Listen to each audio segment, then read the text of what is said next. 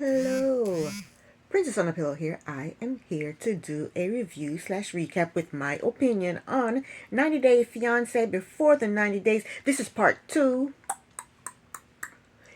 I just uploaded part 1. If you haven't checked that out already, please go check it out now. Thank you. So this is 90 Day Fiance Before 90 Days, Part 2, Season 7, Episode 13. It's titled The Dark is Rising. Let's get started. Okay, first couple is Vanya and Bojo. Okay, so Bojo kicked Vanya to the curb. She got upset and walked out of the pub.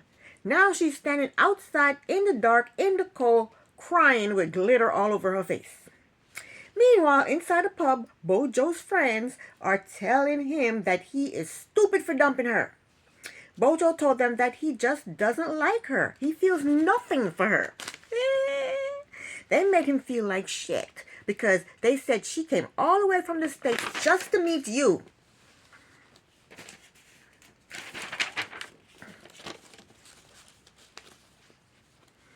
So he goes outside to talk to her.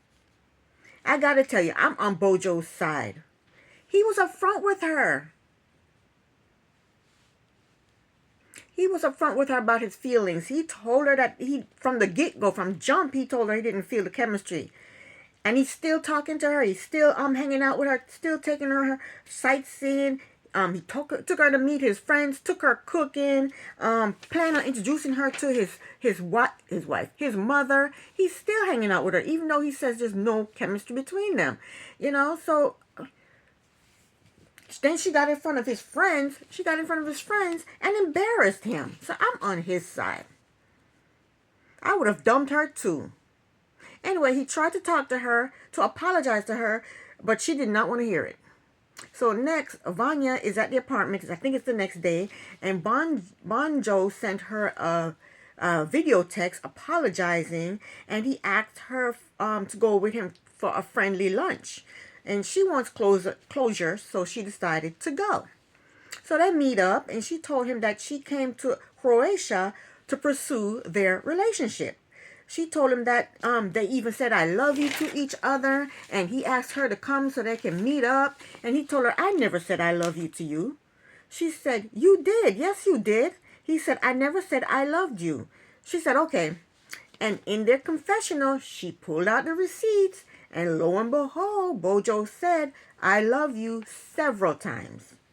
So Bojo just laughed, and Vanya is pissed. She doesn't find it funny at all. Let me lower this a little bit. Yeah, she doesn't find it funny at all. Bojo told her that when he met her and didn't feel any chemistry, he was crushed. He told her that he was overwhelmed. She said, so I scared you? He told her, you can put it that way. Yes, you scared me. So she told him he did not give it a chance. He shut it down immediately on day 1. He apologized to her again and told her they can be friends. She told him that she does not want to be friends. She is super hurt. She told him, thank you for nothing. This was a horrible experience. He told her he knows that she doesn't see him as a friend now, but in the future he will be there for her. She told him that she is not interested in that. So they hugged it out, and then she left, and that was the end of Vanya and Bojo. Next up, Brian and Ingrid. They go to a restaurant to meet one of Brian's friends, and his name is also Brian. They sit down to have drinks, and Brian number 1 let Brian number 2 know that Ingrid is not sleeping in the apartment with him. Brian number 2 told him, damn, I was about to ask you that, but you beat me to the punch. And you know why he blurted that out? Why Brian number 1 blurted that out? He blurted that out because that's what's on his mind. The fact that he flew Ingrid to, where are they at? Recife?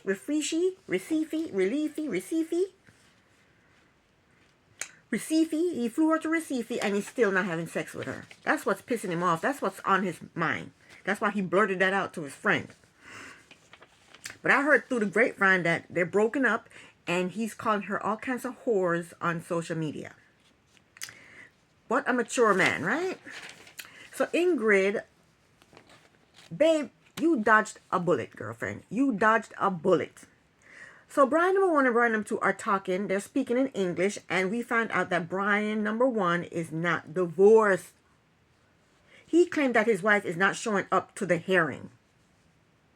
Brian number one is such a liar. I have been divorced twice. Okay, twice. And nobody had to show up to no hearing. I fill out the first divorce, I fill out the paperwork until my husband signed there. And he signed it. And I filed it with the courts. Boom. Second divorce, my husband text me and said, I got the divorce papers and, what address do you want me to send them to? I send them to, I said, send them to my P.O. box. It's in my P.O. box. He sent them to my P.O. box. I signed them, sent them off to him. I text him, I said, I just signed papers and sent them off to you. Boom. You ain't sign up for no, you don't have to show up for no hearing for divorce. If you really wanted a divorce, he would make it happen. He would find a way to make that mess happen. He told Ingrid that his wife is not showing up to the hearing to sign the papers. What kind of bull is that? Ingrid said, that's strange, because Ingrid knows how divorce goes. She's been divorced, so she knows how divorce goes. So she said, that's strange. He must think Ingrid's stupid. She knows he's lying. So Brian number one told us that he met his wife in Recife, the same place he's at right now. He said, but he found out that she was using him for a green card. So he has been going through a divorce for 2 years. Brian said to Ingrid that he has been through a divorce 3 times. Ingrid said, what? Brian number one smiled, and that's how I knew that he slipped up. He did not want her to know that. So he told her he has been married 4 times. 1, 2, 3, 4. 4 times. Ingrid said, 4 times? 4 marriages? He said the exact same thing he said when he slipped up and she found out his real age. He said, didn't you know that? How the hell can she know that? You didn't tell her. You have to tell her that. Ingrid said she knew he was married 2 times, but not 4 times. She said 4 marriages and none of them worked out. She said, why is he alone? She said there must be something wrong with him. The reason Brian is alone is because Brian wants a young woman to take care of him. He needs to find somebody closer to his age. He wants to find somebody closer to his daughter's age to be with. What he doesn't realize is that young women don't want to live their lives that way. A young woman don't want to push around an old man in a chair and take care of him, wipe his butt and put in his catheter. A woman in her 30s don't want to do that. A woman in her 30s messing around with a 50-year-old, that's the same age as her father. So he told her that other than the 4 marriages, he has 3 fiancés. He had 3 fiancés. Ingrid told him that he never told her about the fiancés and he never told her about the 4 marriages. He told her, I'm an open book. You just need to ask. So was she supposed to meet somebody and say, have you had 4 marriages? Or how many marriages have you had? Why should she assume that you've had several marriages? You told her about 2 marriages. You didn't tell her about 4. So why would he tell her about 2 and not tell her about 4? Then he talking about, I'm an open book, just ask me. You told her you were married twice. What did she supposed to say? Are you sure you weren't married any other time? He's something else. He said, I don't lie about anything. So why did you tell her that you were only married twice? So then he talked about all his 4 marriages, and I'm not interested, don't care. So Ingrid went there with him. She went there with him. She asked him, with all the marriages and fiancés, did you tell them your real age? Brian number one, he nodded his head like this. Then he said, I'm proud of my age. Of course I did. No, you didn't. Ingrid had her foot on his neck. She said, so I'm the only one you told you were 45 years old? Yes, she did. She went there. She went there. Brian number one is a scumbag. He said he lied about his age on the internet because he did not want any women in their 50s to contact him. What a scumbag. You are 50. Why don't you want to date 50-year-olds? Why? In her confessional, she said he told me he never said he was 45 years old. And now he's saying he did have that in his profile. And that's what, that's why she contacted him, because he said he was 45 years old. Now he's admitting that he did say he was 45 years old on the internet, on his profile. See what a liar he is? She said he put 45 on his profile because he did not want to end up with a grandma. Exactly. He wants someone young to take care of him. So Brian number 1 is feeling like an ass. So he decided to act like an ass. He told Brian number 2 that Ingrid thought he was 45 years old. He said, but she's not good with math. He said, I have a 31-year-old daughter. How the F, he said the actual word, how the F can I be 45 years old? You put that on your profile that you were 45. So when she was on that dating site, she saw that you were 45. You were good looking in the face, so she contacted you. You didn't even put your whole body showing that you were in a wheelchair. So you lie. You lied about your age. You lied about your health status. You're a liar. You told her about 2 ex-wives. You didn't tell her about 4. You're a liar, Brian. You are a liar. I think Ingrid is starting to see the light. She is starting to see that Brian, number 1, she's starting to see him for exactly who he is. Next up is Faith and Lauren.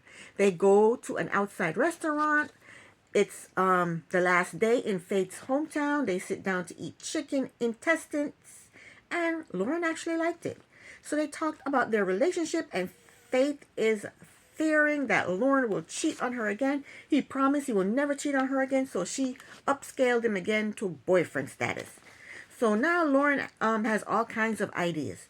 Since there is no same-sex marriages in the Philippines, he is saying that they should go to Thailand and get married there. But then the next plan is he could just marry her mother. He said, that way I'll be part of the family and I can send money. You can send money without being married to anybody in the family. You can give them money without being married to them. He is trying to marry the mother so that he can have a house in the Philippines, because he doesn't have a house in the States. That's what I think he is. He's trying to get the house. He's trying to get her mother's house. In real time, I heard that they are broken up and Lauren is back in the States. So instead of saying hell to the no, Faith told him that she needs time to think about it. In her confessional, she said Lauren has some wild ideas and she can't believe what he's saying. But she hit the nail on the head. She said it seems to her that Lauren wants to be in the Philippines more than he wants to be with her. Exactly. She said, and she's worried, and you should be worried.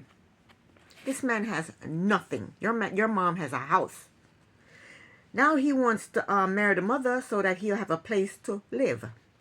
Next, they are at Faith's house, and they're doing karaoke. After that, they sit down to talk, and Lauren told the family that he wants to move to the Philippines and that he is a jack of all trades. So they told the family Lauren's plan to marry the mother. The whole entire family laughed in his face. They didn't think he was serious. But they all think it's a joke. But I think Lauren is as serious as a heart attack. You hear me? He's serious. Lauren ain't playing with these people. Lauren wants that house. Lauren wants to live in the Philippines. So last but not least, we have Vea and Sunny. So Vea is chasing after Sunny again. And I'm on Sunny's side. I would not want to deal with my boyfriend's ex-girlfriend. Especially if they don't even have they don't even have kids together. Why am I dealing with him? You know? And then the girlfriend, and then to have the girlfriend talk shit to me, tell me I'm just an internet person. I'm just a person they met on the internet. I wouldn't want my ex's girlfriend talking to me like that. So I'm on Sunny's side. Sunny needs to leave Vea. He needs to leave her alone. There's no way they can be together. They're from 2 different countries. They live in 2 different countries. He's a Muslim. She's not. And she has her boyfriend glued to her hip. They need to just end the relationship. I don't see how this relationship is going to work. So they're somewhere outside arguing, and he's telling her to choose between him and Rory. And she's telling him she's not going to choose. So Sunny told her it's too much for him. Send Rory home. So she started to cry. She told him she loved him and she don't want to lose him. He told her that he loved her too, but he needs her to send Rory home. She finally agrees she said, okay. And she finally agrees to send him home. And then they hugged it out and walked off. And that was the end of the episode. And this is the end of my review. Thank you so very much for watching. Princess on a Pillow here. Bye.